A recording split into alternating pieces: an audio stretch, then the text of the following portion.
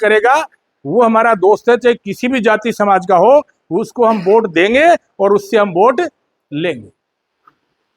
आप just imagine करिए कि जो दोस्त प्लस प्लस है उसका विजन कितना बड़ा है। आप रेंगने वाली जगह से लेकर के आपने पैदल चलना सीखा, दौड़ना सीखा, आप हवा में भी पानी की तरह से तैरना सीखा, अब आप फ्लाई कर रहे हैं, फ्लाई करना सीख रहे हैं। दोस्त पैटर्न एक ऐसा, जैसे ये दिल्ली में लोगों को पता चला कि भाई ये लाल सिंह जी है, इनका विजन जो है वो बहुत, ये विजनरी पुरुष है, तो उनके कानों की घंटियां बजी और परिणाम ये हुआ कि दूसरे दिन लीडर ऑफ अपोजिशन ने साहब को वार्ता के लिए दिल्ली में बुलाया। ये सब तो आपने देखा होगा ना। और जो आदमी 1 मिनट के लिए, जो लोग सुनने के लिए तैयार नहीं थे, जो बैरिकेड लगा रखे थे ना हमारे सामने, वो मीडिएटर सारे खत्म हो गए और उन्होंने 1 घंटा साहब को गौर से सुना। और सुनने के बाद में उनकी जो बॉडी लैंग्वेज थी और जो उन्होंने बोला वो ये था कि वाकई में आप सही रास्ते पे हो, पर इसके लिए प्रजातंत्र में जो करना चाहिए, भाई हमारी तो गलती नहीं है। उन्होंने बोला कि आपकी तरफ से कभी तो आवाज आई नहीं। भाई अगर किसी के खेत की मेड़ टूट जाए, मेड़ समझते हो, खेत की सीमा अगर पड़ोसी तोड़ दे तो सबसे पहले वो चिल्लाता कि नहीं चिल्लाता, उसको ये भी तो तूने कैसे तोड़ी, तो सबसे पहले 2-4 पड़ोसी आते हैं। तो उसका अगर सही होगी तो उसके पक्ष में बोलेंगे, दूसरे को गलत है। पर अगर वो खेत वाला चिल्लाए नहीं कि मेरी मेड़ तोड़ दी, तो कोई पड़ोसी आएगा कि कोई तू उसकी मेड़ क्यों तोड़ रहा है। तो हम लोग ये जो ओबीसी, वंचित एससी, वंचित एसटी, हम लोगों ने कभी भी चिल्लाए नहीं चिल्लाए। तो आज हम ये नहीं कहते कि कांग्रेस की गलती है, बीजेपी की गलती है। कोई भी राजनीतिक पार्टी और कोई भी पॉलिटिकल लीडर जो है आप लोगों के साथ में खड़ा नहीं। जब उनसे वार्ता होने के बाद में अब बीजेपी वालों को खलबली हो गई, अब भाई ये तो दोस्त पैटर्न तो बहुत बड़ा हो गया, तो ये तो वोट बैंक खिसकने वाला है। तो जो अपना ओबीसी आयोग का अध्यक्ष है, उन्होंने मतलब उनके कानों में भी मतलब कलबली मची। उन्होंने अपना नेटवर्क बढ़ा करके और साहब को वार्ता के लिए बुलाया। 3 एमपी उनके साथ में थे, उनको भी प्रेजेंटेशन दिया गया। उसने बहुत आत्मीयता भाव से बोला कि लाल सिंह जी, बिल्कुल आत्मीय रूप से मैं आपके साथ हूं। और उनमें से एक जो एल लक्ष्मण साहब, उन्होंने राज्यसभा में तो आपका डीएनटी कमीशन के लिए मुद्दा भी उठा दिया।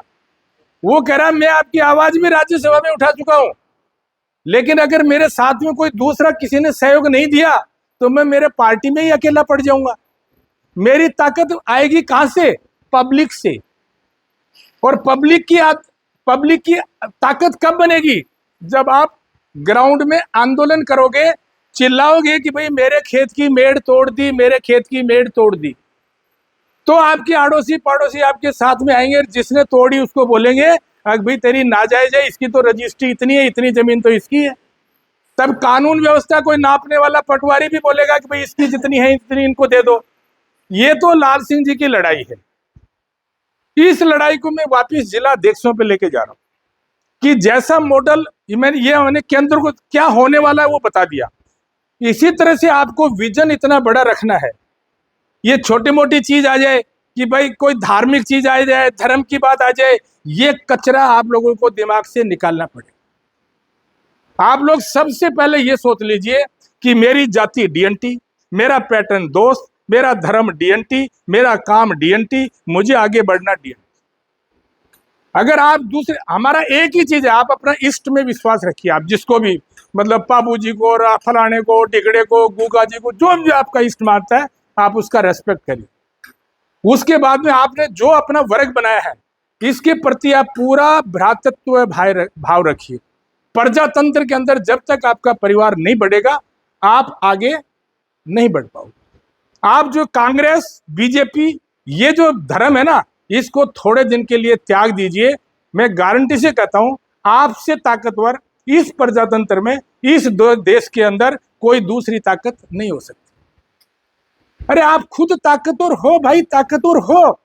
आपकी पॉपुलेशन ज्यादा है, आपकी संख्या ज्यादा है। आप उदाहरण के तौर पर, मुझे धर्म का नाम लेने से नफरत होती है, पर मैं कह रहा हूं कि आज देश के अंदर लोग मानते हैं कि 15% मुस्लिम हैं, पर पूरा देश उनसे डरा हुआ है। अरे आप भी तो 15% हो भाई,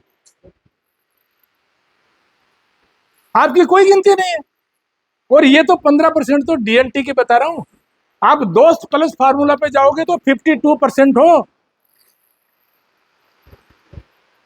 तो आपको साइकोलॉजिकल तैयार होना पड़ेगा कि हमें ये जितने भी झोड़ा झंडी जो उठा रखे ना, इनका जब तक आप परित्याग नहीं करोगे और दोस्त प्लस प्लस पैटर्न के ऊपर आप नहीं आओगे, हम इस ये जो हमने जो लड़ाई लड़ी, जो मान रखी है, इस लड़ाई के अंदर अपने को सफलता नहीं मिलेगी। अपन सफलतम मॉडल पे, हाँ, उसके बाद में ये जो राष्ट्रीय पशुपालक संघ है, ये हमारी एक स्कूल है, लाल सिंह जी की स्कूल है, स्कूल।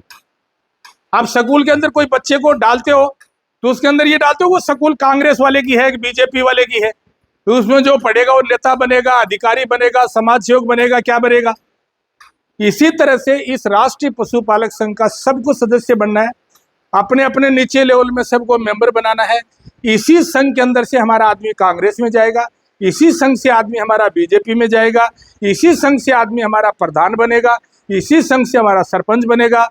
तो ये जो यात्रा का जो मॉडल है, इसमें जेल भरो आंदोलन तो मैं कह रहा हूं इसका नाम है, पर हमारा डायरेक्ट टारगेट जो है आने वाला चुनाव है कि सरपंच, ये तो कहते हैं 15%, हम तो कहते हैं कि 30% सरपंच हमने डीएनटी मॉडल, दोस्त मॉडल, पशुपालक मॉडल के ऊपर पूरे राजस्थान से लेकर के आना है, उनको आइडेंटिफाई करना है इस यात्रा में।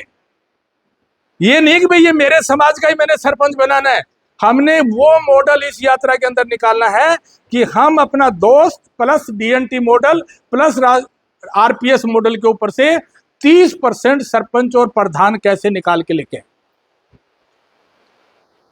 अगर आप 30% सरपंच और प्रधान निकाल के लेके आ जाओगे ना, हर चीज जो है ना वो चेंज हो जाएगी। क्योंकि डेटा, जैसे ही सरकार के पास डेटा जाते हैं ना, राजनीतिक पार्टियों के पास डेटा जाते हैं ना, उसके बाद में सब कुछ चेंज हो जाएगा। थोड़े दिन पहले हमने रिक्वेस्ट की कि भाई हमें गिन लो। सुप्रीम कोर्ट का जज जिसका विषय नहीं है, वो ऑफिस में बैठ के कहता है अरे भाई डीएनटी को गिनने से तो देश में जातिवाद फैल जाएगा। कितने शर्म की बात है। आप जातिवाद के आधार से रजमेंट बना रखी है, जातिवाद के आधार से आप जो है ना सर्वोच्च न्यायालय में जज नियुक्त करते हो। गरीब आदमी को गिनने से देश में जातिवाद फैलेगा।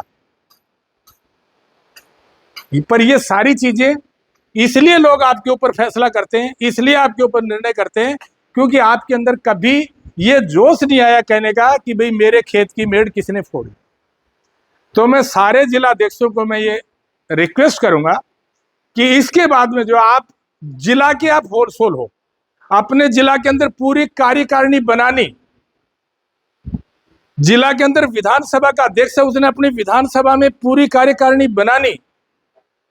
ब्लॉक स्तर का जो अध्यक्ष है उसको पूरी पंचायत समिति के अंदर अपनी कार्यकारिणी बनानी। और उसके उपरांत कोई भी घटना होने के बाद में, अगर आपके एरिया में कोई घटना नहीं हो रहा, आपने उसको रिलीफ नहीं दिलाया, तो जो आदमी दिल्ली में बैठा है, अब लाल सिंह जी ने को तो डीएफआई का बना दिया, पूरे भारत को देखना है। आप हर चीज के अंदर ये सोचो कि मौत हो गया, परण हो गया, शरण हो गया, यहाँ लाल सिंह जी आना चाहिए, और नहीं आए तो आप नाराज हो जाओगे। थोड़ा सा इस मॉडल को आपको थोड़ा चेंज करना पड़ेगा, क्योंकि हमने बहुत आगे उड़ान भरने की सोची है। क्योंकि जो कहावत है हमने उसको सिद्ध करना है कि राज रुखाड़ा राई का। राज रुखाड़ा का मतलब राजनीति नहीं है, राज का मतलब है रहस्य, रहस्य, सेक्रेट। राज रुखाड़ा राई का, खेत रुखाड़ा जाट, और रण रुखाड़ा सूरमा, नहीं तो थोथी बात। मतलब इन तीन चीज के अलावा मैंने जो राज, क्योंकि राज तो राजा रुखाड़ता है, पर मेरा इशारा उसकी तरफ नहीं है। मेरा उस इशारा जो इसकी तरफ है कि जो रायका है वो, उसके पास सारे रहस्य हैं राजनीति के, हर चीज को जानता है वो। जंगल में क्या हो रहा था उसको भी जानता है, देश में क्या हो रहा है उसको भी जानता है, रानी राजा महाराणा आने जाने, उसकी रिश्तेदारी और आगे पीछे क्या था, बहुत से रहस्यों को वो जानता था। पर वो हमेशा उन रहस्यों को अपने पास तक सीमित रखा। पीछे वाले की बात उसने कभी आगे वाले को नहीं बताई, और आगे वाले की बात उसने पीछे वाले को नहीं बताई। ये बात सच है ना। तो वो जो राज रुखाला है वो यही है कि हम वो जितने भी जो रहस्य हैं उन सब को हमने अपने अंदर लिया हुआ है। और अब का ये जो रहस्य है, ये 80 साल से हमने अपने दिल के अंदर लेके रखा हुआ है कि हमारे जो खेत की सीमा